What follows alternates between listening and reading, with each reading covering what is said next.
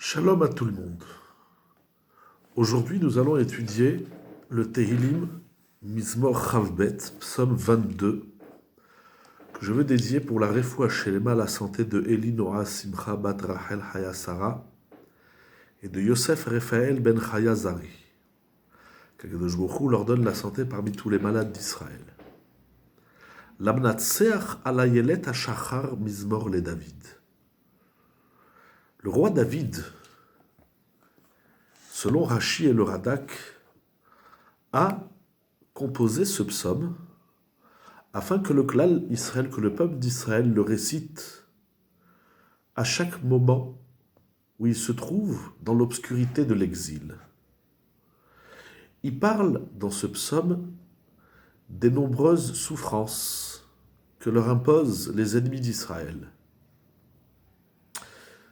Et donc la tfila ici, c'est de demander à Kadosh Baruch Hu qui nous libère de l'exil, des souffrances imposées par nos ennemis, et qu'une fois qu'Akadosh Baruch Hu nous aura libérés, nous puissions reconnaître la grandeur de son nom, de ses miracles, de son intervention, et que nous puissions raconter au monde les événements magnifiques qu'Akadosh Baruch Hu nous fait vivre. C'est l'explication d'après Rashi et le Radak. Selon d'autres Rishonim, le Rid, le Ri Eben Yahya et le Rabben Ramour, c'est un psaume que le roi David a composé lorsqu'il se sauvait de Shaoul, et par la même occasion, il invite chaque tzaddik de chaque génération de prier dans les moments de détresse. Nous voyons encore cette idée que nous avons vue déjà auparavant, que les prières de David Ameler, qui sont des prières individuelles, il les offre, j'ai envie de dire, au peuple d'Israël, pour qu'à leur tour, dans leur moment de souffrance, de détresse, puissent prier de cette filote, de ces psaumes, et recevoir le secours tant attendu, le secours d'Akadosh Baruch. Le Talmud au traité Megillah, Daf Vav Amud Bet, vont expliquer, commenter tout ce Mizmor, le psaume 22, à propos de Esther, durant l'histoire de Purim. La reine Esther, chaque fois qu'elle devait se rendre auprès d'Achashverosh pour l'inviter dans les différents repas qu'elle va faire avec Achashverosh et Haman, pour lui demander tout ce qu'elle a besoin, tout ce qui est nécessaire pour le secours du clan d'Israël, elle va dire ce Mizmor, Lamnatseach alayelet hashachar. Nous avons trois idées, l'idée collective du clan d'Israël en exil, la souffrance du roi David qui est poursuivi par Shaoul, et la demande d'Esther qui va rentrer au palais, rencontrer Achashverosh. C'est intéressant que, nous allons le voir d'ailleurs au verset 5, mais c'est intéressant que ce pasouk, ce Mizmor, ce psaume 22, est à la fois un psaume pour sortir d'une galère, d'une souffrance, de manière générale et plus précisément de l'obscurité de l'exil, qui est la souffrance de toutes les souffrances. Mais c'est également une prière afin d'éviter une souffrance, puisque lorsque Esther va devoir rencontrer Achashverosh, elle va dire ce Mizmor pour pas qu'il lui arrive des problèmes. Donc c'est un Mizmor à double effet, j'ai envie de dire, l'effet en amont, l'effet préventif et l'effet curatif en aval. David Ameler ici nous parle de Ayelet Hashachar. Ayelet Hashachar symbolise le clan d'Israël, le peuple d'Israël, qui est comparé à la Ayala. Ayala, c'est une biche. Comme il dit dans Shir HaShirim, au chapitre 2, verset 7, voyons là-bas que le clan d'Israël est comparé à la biche. Pourquoi la biche ? Qu'est-ce qu'elle a de particulier, cette petite bête si mignonne ? Incroyable. Peut-être que c'est un animal vulnérable qui a besoin de ce secours, puisque elle est facilement attaquable par les animaux de la forêt, les animaux de la savane. Le clan d'Israël est comme une biche. C'est incroyable comme comparatif. Selon une autre explication de Rashi, Ayelet Hashachar, c'est un instrument de musique que David Ameler va utiliser pour chanter ce psaume. Alors encore une fois, nous avons vu jusqu'ici les différents instruments de musique que David Ameler va utiliser. Et pourquoi la question elle revient? Je n'ai pas encore trouvé une explication prenante et conséquente, mais pourquoi chaque mismor, il nous parle de l'instrument de musique qu'il a utilisé ou a utilisé pour chanter ce mismor. Selon Rav Sadia Gaon, c'est une prière qui se dit Ayelet Hashachar, ça veut dire au moment où le jour se lève. C'est intéressant, ça veut dire que nous sommes à la fin de l'obscurité de la nuit, on voit une lueur, les premières lueurs du jour qui éclairent dans le ciel, et là on prie. On est, comme on dirait aujourd'hui, au bout du tunnel. Selon la Gemara, au traité Yoma, d'Afraftet Amud Aleph, puisque justement, comme nous avons ramené la Gemara dans Megillah, qui explique tout ce psaume à propos de Esther Amalka. Donc Esther la reine est comparée à une biche, incroyable. Et la Gemara dit quelque chose d'extrêmement surprenant et profond. Il dit de la même façon que la matrice de la biche est étroite, donc chaque fois que le mâle s'accouple avec elle, il a la saveur de l'accouplement. Ainsi, Esther était agréable au roi Achashvérosh en permanence. C'est incroyable que pour ce miracle de Purim, il fallait passer par l'intimité de ce couple, sortir de la galoute, sortir de l'exil, et celui de Purim qui n'est pas des moindres. Il faut passer par cette symbolique. On ne peut pas en dire davantage, vu la finesse et la tsniout, la pudeur que le sujet exige, mais sortir de l'exil de Purim, c'est comparé, où il fallait en tout cas passer par cette intimité chère à chaque instant pour Achashvérosh, dont il va user de Esther. Peut-être que nous savons, comme c'est écrit à propos de Pessah, que la sortie d'Égypte, le clan d'Israël est comparé à un enfant qui va traverser la matrice. Là, on parle de la naissance. Ici, on parle de l'intimité même. C'est incroyable que les sages emploient ce symbole de l'accouplement de la biche et du mâle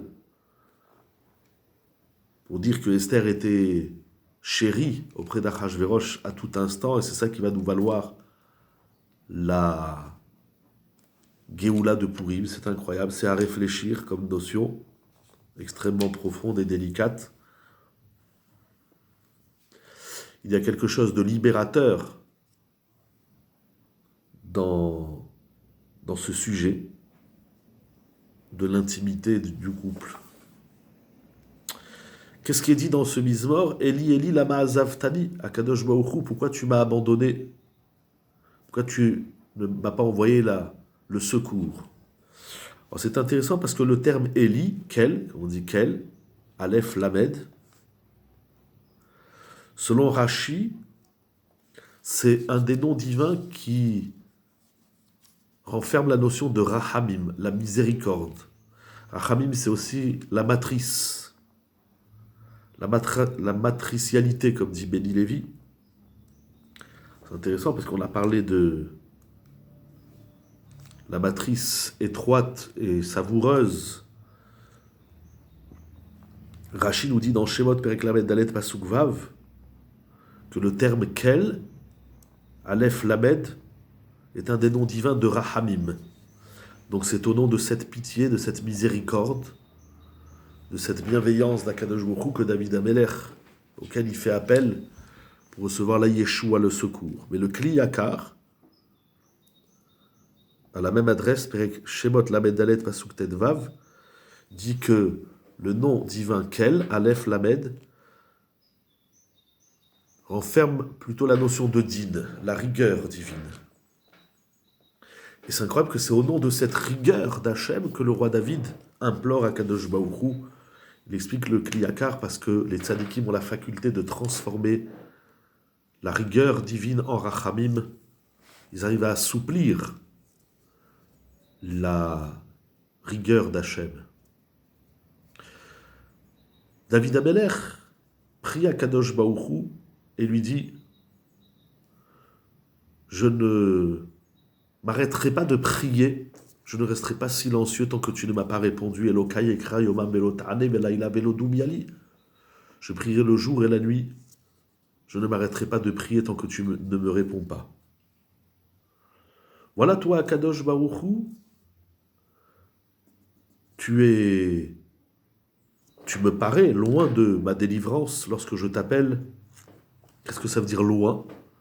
Il explique le Yahavetz, l'essentiel de la prière du clan Israël dans ces moments de souffrance, de détresse, de guerre, etc., d'oppression, en tout cas de l'exil. Mon cri n'est pas seulement pour obtenir la délivrance corporelle, physique, mais c'est surtout pour que mon âme, mon nefesh, connaisse la délivrance d'Hachem. Parce que lorsque l'homme est loin d'Akadosh Baruch Hu, lorsque l'homme ne perçoit pas le divin, alors il ne peut pas découvrir les secrets de la Torah. Et c'est surtout ça le problème. Cette proximité qu'on doit avoir avec Akadosh Baruch Hu, c'est pour découvrir les secrets d'Hachem inscrits dans la Torah. Et donc, David Amelech dit à Kadosh Baruch Hu, tu es Vata Kadosh chef Teilot Israël. Un passou qu'on dit dans les prières. D'où Balet Sion. Toi, Kadosh Baruch Hu, tu es Kadosh, tu es saint. Et c'est au nom de cette sainteté divine que j'implore la miséricorde divine. C'est incroyable. Quel est le rapport ici de la Gdusha, qu'Akadosh Baruch Hu, on dit bien Akadosh Baruch Hu, Akadosh Baruch Hu, il est saint, le saint béni soit-il. Il est Kodesh. Et c'est au nom de cette Gdusha divine. Il faut rentrer dans ce sujet profond. Ata Kadosh, les Shimcha Kadosh, nous lisons tous les jours dans les prières. Inspiré des Rishonim, peut-être que ça veut dire Akadosh Baruch Hu, il n'est pas soumis aux émotions. Akadosh Baruch Hu, il est nivdal du chomer. Akadosh Baruch Hu, il est séparé de la matière. Il n'y a pas d'émotivité. Donc la réaction divine, elle est réfléchie. Elle est divine. Et c'est au nom de ce Sechel Eloki, c'est au nom de la raison divine, comme dit le Maharal, Sechel Eloki, que j'implore Hachem, toi, Kadosh Baruch Hu, Yoshev Teilot Israël, tu es assis, tu attends que le clan Israël te loue et prie vers toi. Le verset 5, très intéressant, Becha batrou avotenu batrou vatefaletemo. Je vois bien que nos pères ont eu confiance en toi, ils ont eu confiance et tu les as libérés. Alors là, les Mefarshim vont demander pourquoi David Amelech va répéter 2 fois la notion du bitachon. Alors nous avons dit tout à l'heure qu'il y a le bitachon en amont et le bitachon en aval, c'est-à-dire le bitachon préventif et le bitachon curatif. Selon le Radak, la répétition du bitachon, que d'ailleurs il va le répéter une 3e fois au 6e verset, les chaza'aku venimlatu, becha batrou veloboshu. Parce qu'il y a 3 niveaux de bitachon. Selon le Radak, l'insistance et la répétition, c'est pour dire que les avot, les pères, étaient forts dans leur confiance en Dieu. C'est comme ça qu'explique le Rabben Ramor. Ils ont eu confiance en toi, Hachem, pour que tu les épargnes des souffrances. Et si jamais la souffrance est arrivée, ils ont eu confiance pour que tu la retires. Selon le Troat Melech, la répétition du bitachon, c'est pour dire que du moment où ils ont eu confiance, tu leur as amené le secours. Parfois même avant de finir la prière, la réponse, elle est déjà là. Elle est déjà en train de se mettre en place. En tout cas, c'est au nom de cette confiance en Dieu que David Amelech implore la Yeshua. Le bitachon, il est lié à la Yeshua. La délivrance est liée à la confiance. Alors c'est intéressant parce que du verset 7 au verset 9, même plus, en vérité, sur les versets qui suivent, David Amelech, il va tout d'abord parler des souffrances que les nations font subir au clan Israël, que les oppresseurs font subir à leurs victimes. Il dit, j'étais, au verset 11, 10, 11, je suis comme un enfant dans le ventre de sa mère, j'ai toujours eu confiance en toi, Mavtichi al-Shedeimi, qui a ta gochimi baten Mavtichi al-Shedeimi. Depuis ma conception, j'ai toujours eu confiance en Dieu. D'ailleurs, c'est comme ça qu'explique le Chovot Alvavot Rabbeinu Bechaye. La confiance en Dieu, c'est être comme un enfant dans le ventre de sa mère, qui n'a aucun souci, qui est complètement dépendant de sa mère, de ses comportements, de ce qu'elle mange, etc. Il dit, c'est ça le vrai bitachon, c'est de se mettre dans une bulle et dire à Kadosh Baruch Hu, voilà, je suis dans le ventre, dans la matrice maternelle, et tu t'occupes de moi. Kol Roa Yaligouli, je reviens au verset 8, tous les versets sont ici magnifiques. Non seulement les ennemis d'Israël nous font subir des tsarot, en plus ça, ils se moquent de nous, ils se moquent du clan d'Israël. David Ameler va décrire les souffrances, même physiques, à sa père Kolatzmotai Emai Yamitu Yirubi. Et il va, au nom de ses souffrances, implorer la miséricorde d'Hachem pour avoir la Yeshua, parce qu'il a eu le bitachon, il a eu la confiance dans cette Yeshua. Avoir confiance, ça veut dire implorer à Kadosh Baruch Hu jusqu'au bout, jusqu'à ce qu'il nous réponde. La finalité de tout cela, dit au verset 23, c'est de pouvoir raconter. On ne sera pas ingrat de vivre le miracle, de vivre la délivrance d'Hachem, et puis ça s'arrête là. Ne pas raconter les miracles qu'Akadosh Baruch Hu, les bienfaits, la bienveillance divine, c'est une forme de kafouï tova, d'ingratitude. Akadosh Baruch Hu, il t'a envoyé des miracles, Akadosh Baruch Hu, il t'a sauvé. Alors David Ameler, au nom de sa gratitude envers Akadosh Baruch Hu, il dit, je serai reconnaissant de tout ce que tu me fais, parce que si l'homme n'est pas reconnaissant, Hachem ne peut pas lui envoyer des chassadim et des tovot. Et cela, nous le raconterons à tout le monde, à sa perachim chale chai. Je réunirai, je diffuserai tous ces miracles, tous ces bontés, tous ces bienfaits divins. Je le raconterai à tout le monde.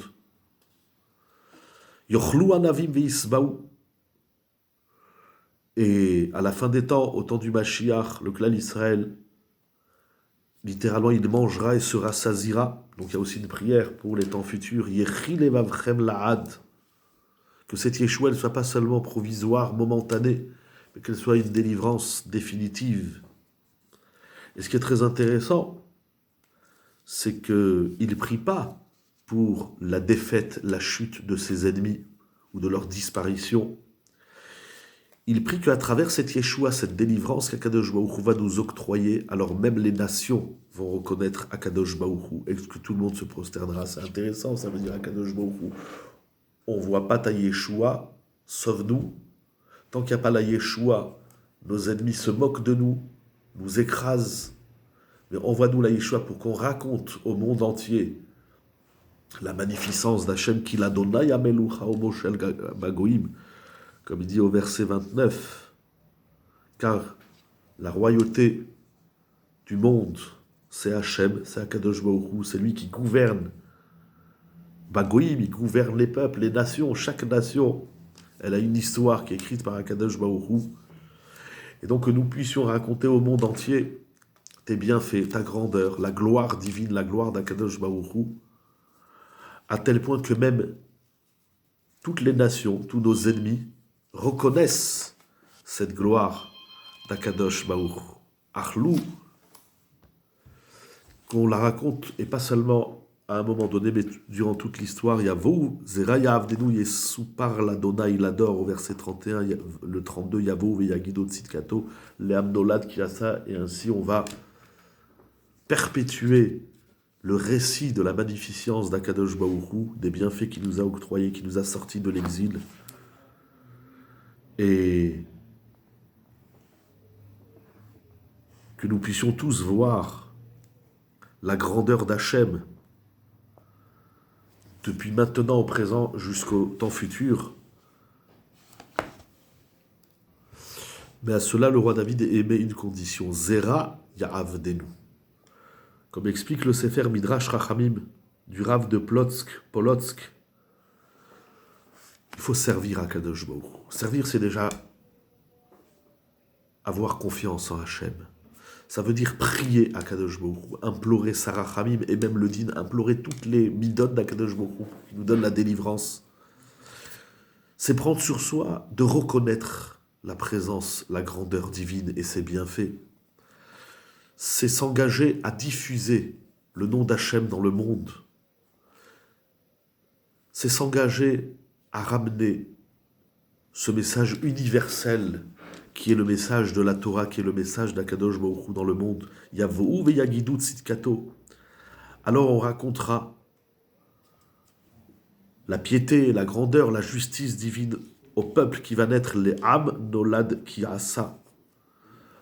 On va transmettre cela à nos enfants jusqu'à quand il va y avoir des hommes qui pensent que la Torah c'est une vieille histoire du monde, mais qu'aujourd'hui on peut s'en libérer. C'est pas comme ça. Zera Ya'avdenu. On doit transmettre au Zera, à la semence littéralement, à la génération qui arrive. Chaque génération prépare la génération future. Que ce message soit universel, que ce message, comme écrit le Rav, le Ramat Vali, que les générations présentes préparent le terrain aux enfants pour les faire grandir dans la Avodat Hashem, dans le service d'Hachem, qui est de raconter la grandeur divine à travers Zera Ya'avdenu. C'est un programme qui est immense sur 32 versets, que j'étudie avec vous à chaque fois succinctement dans les Teilim, et c'est pour découvrir leur saveur. Selon le Sefer HaKadmon, la Ségoula du 22e psaume, c'est les Chayot Raot, c'est pour être protégé des bêtes sauvages, des chiens, des chats, des aigles, des lions, des hippopotames, etc. Des moustiques, des araignées, des serpents. Parce que lorsqu'on voit un animal, on se sent démuni, on se sent bas, tolaat, comme il a dit au verset 7, je suis un ver de terre, on n'est rien du tout. Et ça, on le ressent bien lorsqu'on est devant un animal sauvage, devant un ours. Et ça veut dire que ce sont des situations, le juif, il doit toujours se sentir dans une situation extrême, dans le sens, non pas de victimiser sa vie, chas v'shalom, mais dans le sens de prendre conscience que sans l'aide d'Akadosh Baruch Hu, il ne peut rien faire, mais que pour l'obtenir, c'est dans ce programme de bitachon, de confiance en Hachem, pour que la tsara ne vienne pas et que si elle vient, elle disparaisse plus vite que ce qu'elle est venue, et que pour avoir tout ça, ce bitachon, à travers ce bitachon, on a la Yeshua, et dans cet engagement double de transmettre les valeurs aux nations, puisque la valeur universelle et unique, c'est Akadosh Baruch Hu, pour la gloire d'Akadosh Baruch Hu, et cet engagement de ne pas être ingrat envers Hachem, de le remercier, de s'engager et de transmettre les valeurs à la génération qui suit. Be'ezrat Hachem, qu'on entende des bonnes nouvelles pour tout le clan d'Israël, s'inspirant, puisque d'après la Gemara dans Megillah et dans Yoma, ce psaume a été dit à propos de Esther, donc l'histoire de Purim, cette histoire, comme disent les maîtres, qui ne s'éteindra jamais, et que même à la fin des temps, nous continuerons de lire et d'étudier la Megillat Esther, donc s'inspirant de la Megillat Esther, qui n'est pas un message ponctuel dans le temps, mais un message pour le futur et pour l'univers tout entier.